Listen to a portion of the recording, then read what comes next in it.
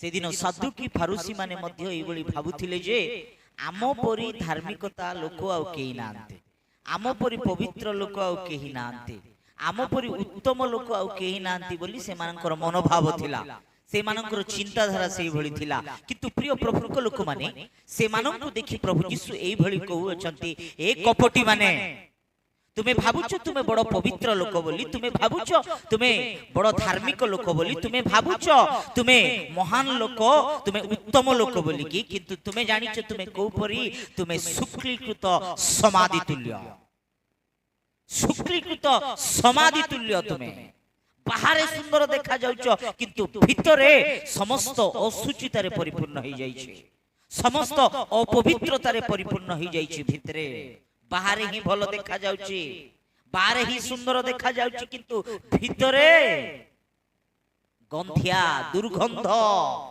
प्रिय प्रभु लोक माने यस आज अनेक लोक बाहर भल दिसुचंती, बाहर सुंदर देखा जाउचंती, बाहर ही उत्तमता देखा जाउची किंतु भितरे अपवित्रतारे असुचितारे परिपूर्ण हो जाई अछि।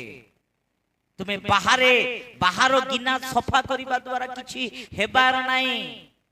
माथि लिखित सुसमाचार 23 अध्याय 26 रे 26 रे लिखा जाई अछि जे प्रभु यीशु एई फारुसी माननकु कहू अछंती, पढंतु, ए अंध फारुसी आगे गिनारो भितरे परिष्कार कर, जेपरी सेथिर बाहर मध्य परिष्कृत हेबो। आगरे तुमे गिनारो भितरे परिष्कार कर, गिनारो भितरे तुमे रखी देई की गंधिया को बाहर केते सफा कले कोन प्रयोजन।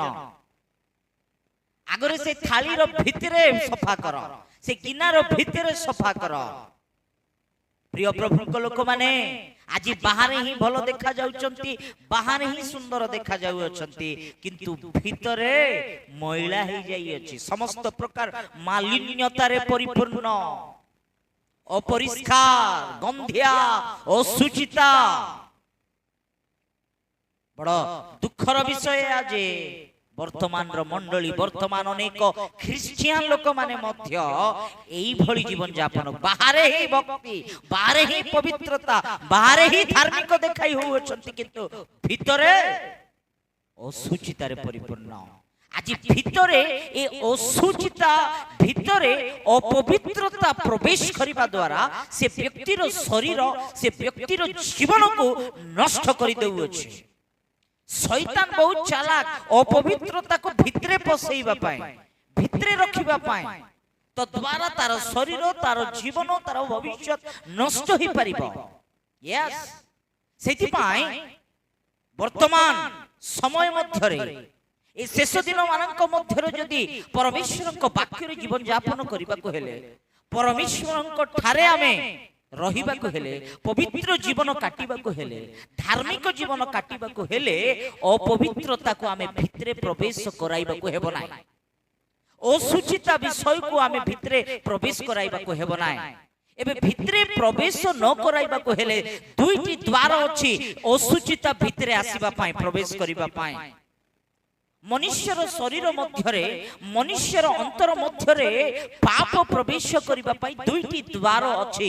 से दुईटी द्वार जदि प्रभुक लोक माने आमे बंद करिबा, से दुईटी द्वार जदि आपण माने आज बंद करि देबे, कोनोसी असुचिता, कोनोसी अपवित्रता भितरे प्रवेश करि पारिबो ना।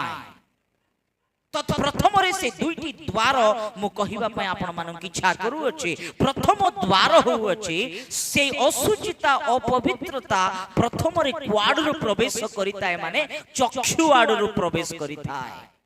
सेति पय भक्त कहू अछंती कोन बोली कि गीत संहिता 119 गीतर 37 पद पढिबा। गीत संहिता 119 गीतर 37 पढंतु। असार दर्शनरु मोर चक्षु फेराओ और तुम पथरे मते सचेत कर।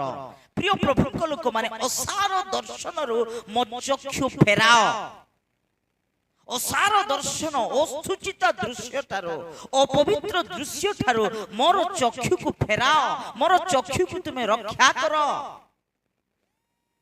कहीं ना ए चक्षु जदि अपवित्र दृश्य देखिब असुचि दृश्य देखिब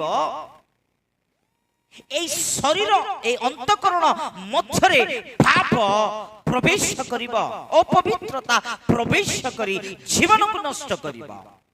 শয়তান কেতে চালাক জানিছন্তি, শত্রু কেতে চালাক জানিছন্তি। আজি গোটে সময় থিলা বড় পর্দারে সে শয়তান কোন করুথিলা, বড় পর্দা লগাইকি অসুচিতাକୁ দেখাউথিলা, অপবিত্রতাକୁ দেখাউথিলা।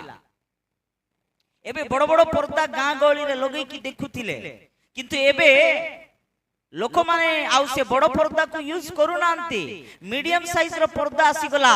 आउ से शैतान केते चालाक माने सबु घरे से मीडियम साइज रो पर्दा को रखिछि। सेटा कोन जानि छंती, टीवी टेलीविजन। आज ये टीवी माध्यम रे असुचिता प्रसार करा जाउछि, अपवित्रता प्रसार करा जाउछि। कोन हेले कइले एंटरटेनमेंट बोली कहि दउचंती, किंतु जानि छंती प्रत्येक व्यक्ति आज एई भली टीवी रे एई भली अश्लील दृश्य गुडाक, अपवित्र दृश्य गुडाक, असुचि दृश्य गुडाक देखि आज से मानकर देह को अंतःकरण को नष्ट करूछंती। प्रिय प्रभु को लोक माने गोटे मंडली रे मु जाइथिली, से मंडली रे 8टा हेई गलानी, किंतु कोनोसी भौणी मानक संख्या रे कम ही मु देखिबा को पाउछि, किंतु भौणी मानक संख्या कमी जाइछि।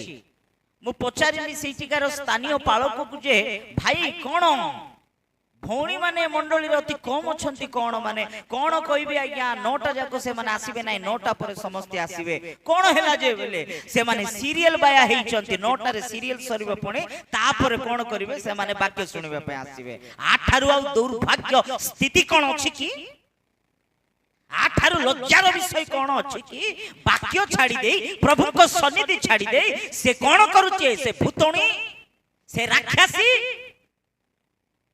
कोन करूची, सीरियल देखुची, टीवी सामने रे बसिची। केते दुखर विषय। क्षमा चाहूची एई भली भाषा प्रयोग कली बोली कि, एई भली कथा मु आपण माननको टिके कड़ा भाव रे कहूची बोली कि हृदय फाटी जाउची। आज्ञा एई भली लोक माननको देखुथिले परमेश्वर केते दुख करूचंते, केते दुख करूअछंते। संध्या 7टा रु 9टा पर्यंत टीवी सामने रे बसुचंती अनेक महिला माने। आज अनेक पुरुष माने मध्य टीवी टीवी टीवी, ए टीवी जी टीवी मी टीवी, ए सीरियल से सीरियल, ए सीरियल बोली बाया ही जाउचंती अनेक लोक माने। सावधान, गोटे कथा कहबी, ध्यानर सहित सुनंतु। भौणी आज सीरियल देखुचो, आपण सिनेमा देखुचो, भाई आपण मन रखि थांतु, गोटे समय आसीबो आपनकर पुओ झियो माने ब्लू फिल्म देखिबे, पोर्नोग्राफी देखिबे। काई कि ना आपण बीज बुणुचो। सावधान। एबे मामू बहुत चालाक ना, मामू बोले कु मामू बोली को नाही, से शैतान को मु कहूचे आपण मानकर मामू। से शैतान बहुत चालाक। आज से मीडियम साइज रो पर्दा मध्य लोक देखु नांती बोली एते काई परिश्रम करिवो।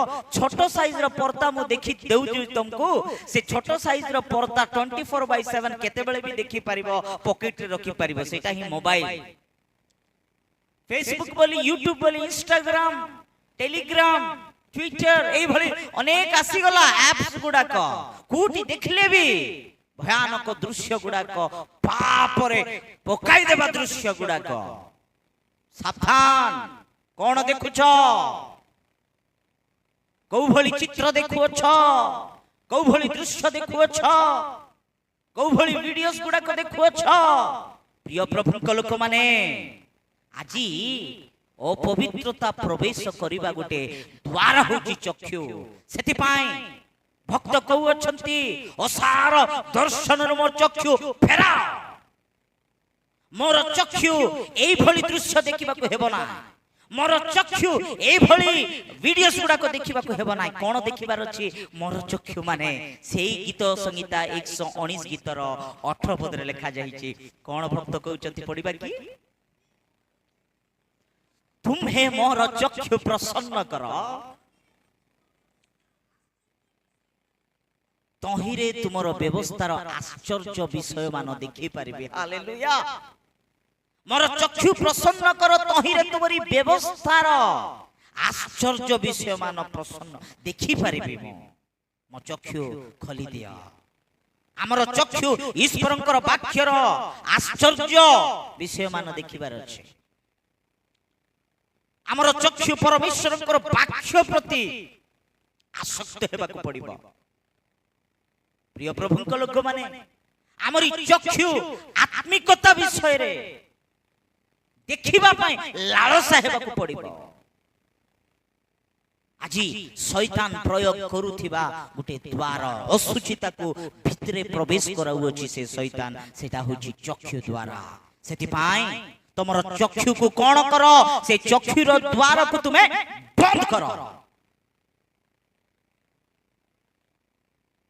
ସେ ଚକ୍ଷୁର ଦ୍ୱାର ଯଦି ତୁମେ ଖୋଲିଥିବ,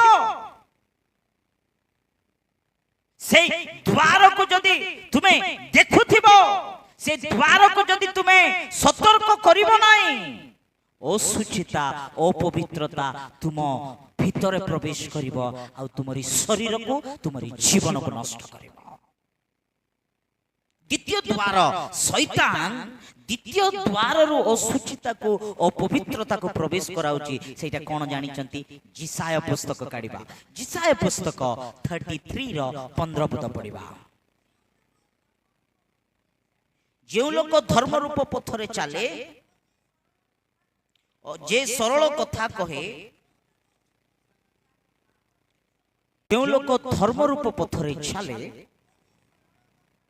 ଓ ଯେ ସରଳ କଥା କହେ, ଯେଉଁ ଲୋକ ଉପଦ୍ରବ ଜାତ ଲାଭ ତୁଚ୍ଛ କରେ ଓ ଲାଞ୍ଚ ଧରିବା ବିଷୟରେ ଆପଣ ହାତ ଝାଡ଼ି ଦିଏ, ଯେ ରକ୍ତପାତ କଥାର ଶ୍ରବଣରୁ ଆପଣ କର୍ଣ୍ଣ ରୋଧ କରେ, ପୁଣି ଦୁଷ୍କର୍ମ ଦର୍ଶନରୁ ଆପଣ ଚକ୍ଷୁ ମୁଦ୍ରିତ କଲେ, ସେ ଉଚ୍ଚ ସ୍ଥାନରେ ବାସ କରିବ। ହାଲେଲୁୟା।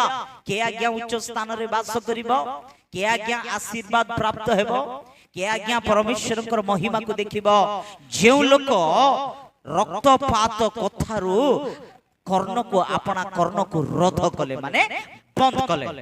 ଏବେ ଦ୍ୱିତୀୟ ଦ୍ୱାର ଶୈତାନ ଅଶୁଚିତା ଓ ପବିତ୍ରତାକୁ ପ୍ରବେଶ କରାଉଛି। କଣ ମାନେ କୋଉଟା ପ୍ରବେଶ କରାଉଛି? କୋଉ ଦ୍ୱାରରୁ ପ୍ରବେଶ କରାଉଛି? ପ୍ରଥମ ଦ୍ୱାର ହେଉଛି ଚକ୍ଷୁ, ହେଲେ ଦ୍ୱିତୀୟ ଦ୍ୱାର ହେଉଛି କର୍ଣ୍ଣ। କର୍ଣ୍ଣ ଆଜ୍ଞା, এই কর্ণ কু আজি শয়তান ব্যবহার করুছে, চক্ষুকু শয়তান ব্যবহার করুছে। গোটে এমতি সিনেমা গীত আসু আসু অটোমেটিক্যালি হাত গোড় হলি যাব, রিদম, সে রিদম রে তার গোড় হাত মধ্য ভাইব্রেট হেবাকু লাগিব, হলিবাকু লাগিব না। বস রে যাত্রা করুতিলে যদি এমতি গীত গুড়াক লগাই দেবে বলে কেতে আনন্দ, কেতে খুশি রে শুনুতিবে। ইয়রফোন গেঞ্জি দেইকি কানরে পকাই দেইকি নথিবা গীত গুড়াক শুনুতিবে, নথিবা কাহানি যাক শুনুতিবে। প্রিয় প্রভুଙ୍କ ଲୋକମାନେ সাবধান, জাগ্রত। শয়তান আজি অশুচিতা অপবিত্রতাକୁ প্রবেশ କରାଉଅଛି। মনুষ্যর ভিতরে প্রবেশ করাইকি ଲୋକମାନଙ୍କୁ নষ্ট କରିବା ପାଇଁ ସେ চেষ্টা କରୁଥିବା ବେଳେ সেই চক্ষুକୁ সেই কর্ণକୁ বন্ধ কর।